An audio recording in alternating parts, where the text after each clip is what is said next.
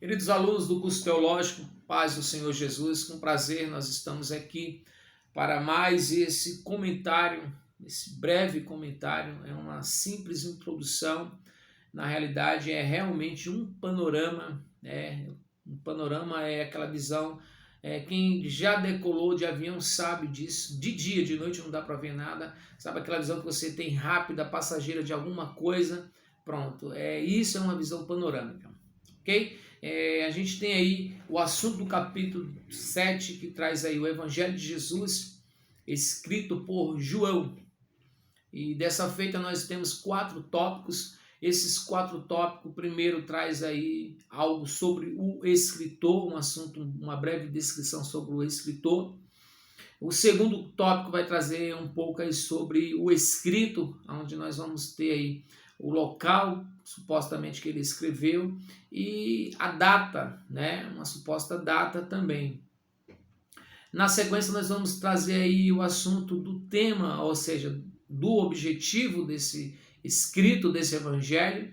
E, por último, o quarto tópico vai falar sobre esboço, os esboços dos 21 capítulos de João, no qual ele faz questão de mostrar Jesus Cristo, o Filho de Deus, Jesus Cristo, Deus. Tá certo? Então, a princípio, nós queremos aí trazer uma definição de João, que é agraciado por Deus. João significa agraciado por Deus.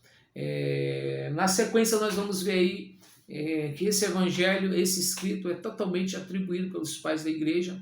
Entre eles, existe um em particular que autentica, né, de forma aí, atribui a João. Ele foi discípulo de Policarpo e Policarpo discípulo de João. E a gente poderia falar muito sobre Irineu, sobre Policarpo, mas vamos nos limitar ao que nós temos, tá bom? E na sequência nós vamos ver uma descrição que é do próprio João, né? Ele mesmo escreve de si como o discípulo a quem Jesus amava, aquele a quem colocava a sua cabeça no ombro, ou seja, no peito de Jesus, né?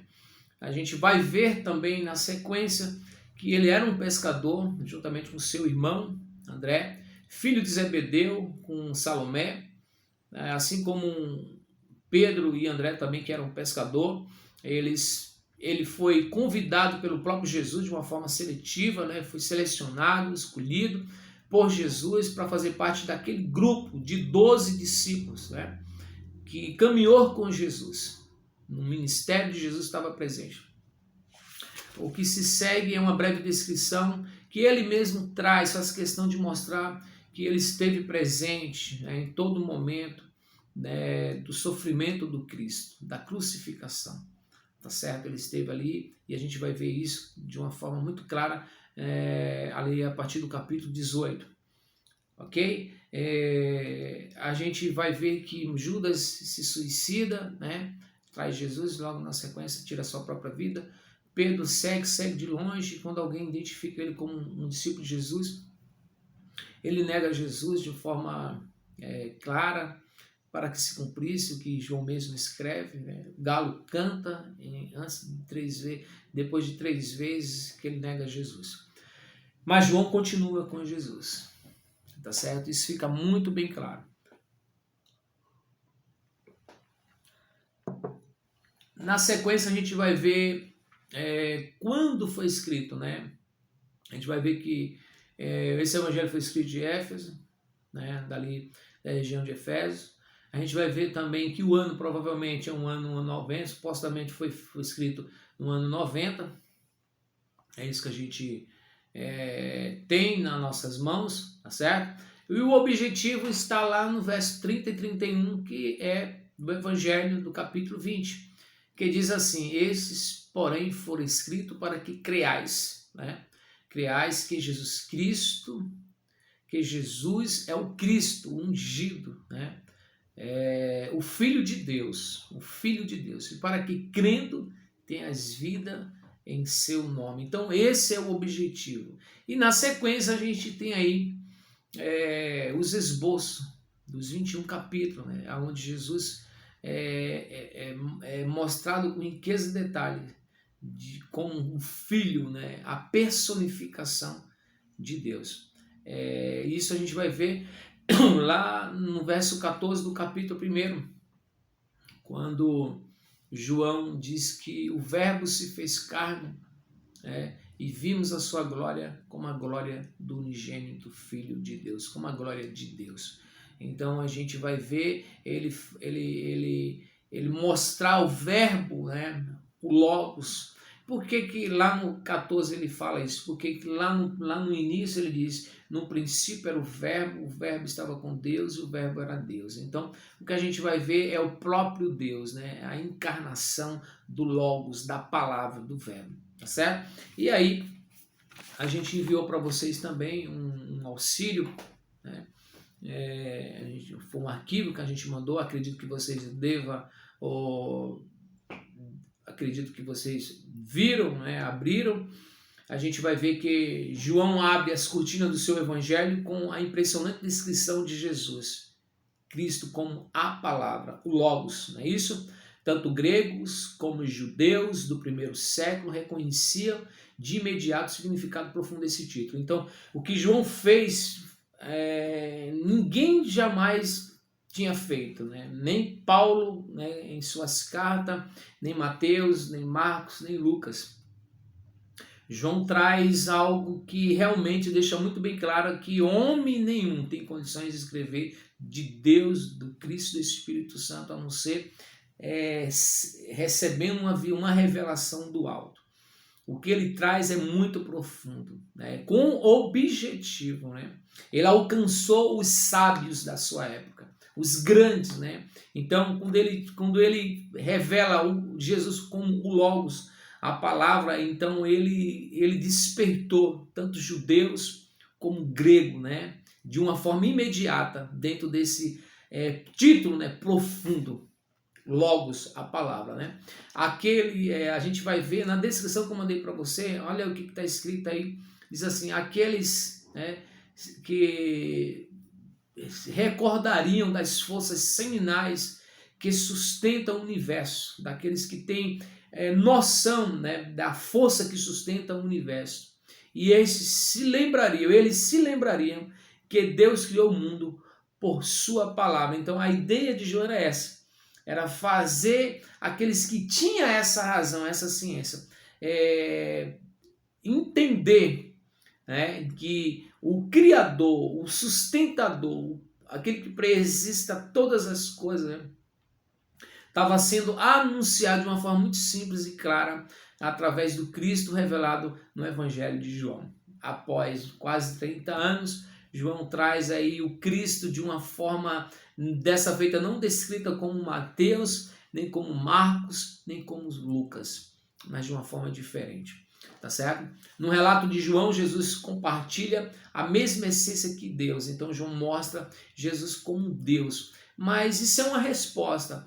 Por isso que eu aconselho os alunos a buscarem mais, se aprofundarem mais. Existia uma junção de crenças, né, de heresias, de fábulas na época, dentro de um conceito filosófico que nós conhecemos da época também, chamada de helenismo, do helenismo, tá certo?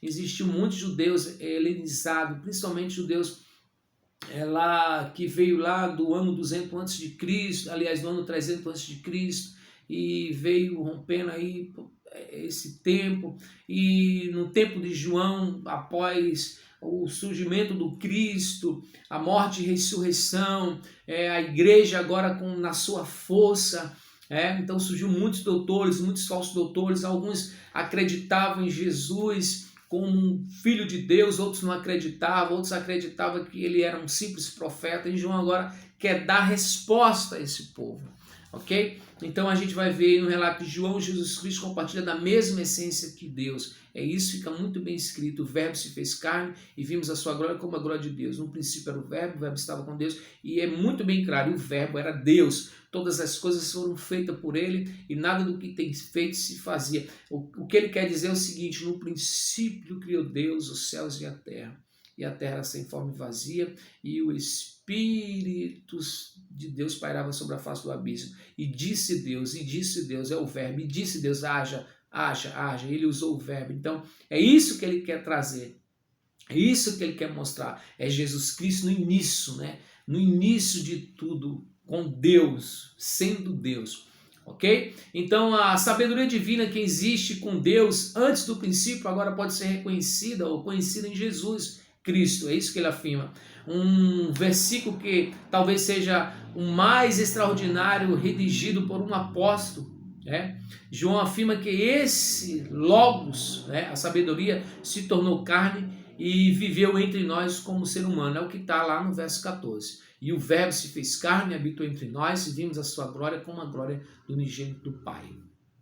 Como a glória do Pai. Aquilo que Deus é, o Logos é. O Logos é Cristo. O Logos é a palavra. Então a gente também fez questão de trazer dois simples, né, assuntos que é o significado e a mensagem. O significado é revelação e a mensagem é redenção, resgate. Né? Ele foi revelado no Cristo. O Cristo é a personificação de Deus. Assim como Deus é, assim como Deus pensou, né? O Cristo veio a esse mundo e fez conforme o que ele quis. Aliás, conforme o que Deus quis que ele fizesse. Tá certo? Ele não veio para outra coisa senão para fazer a vontade e a vontade do Pai. A luz brilha na escuridão e a escuridão nunca conseguiu apagá-la. A luz de Deus veio habitar no mundo. Cristo revelou o Pai. João 14, 9. Em Cristo vemos a glória de Deus em um ser humano. Embora Jesus tenha sido perseguido, julgado, crucificado, a luz não pode ser apagada. Não foi apagada, tá certo? O propósito de Jesus é o revelar Deus e redimir a humanidade.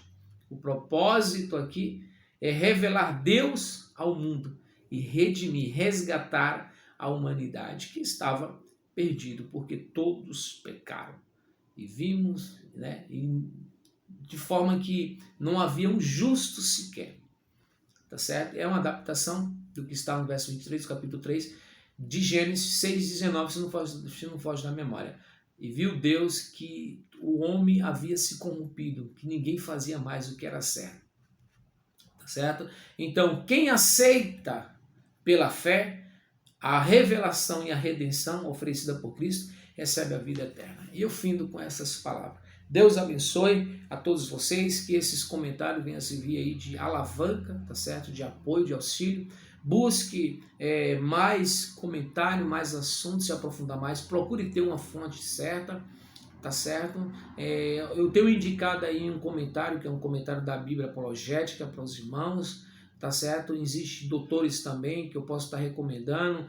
A gente conhece aí o Erivaldo de Jesus, o Ciro Sanches, tá certo?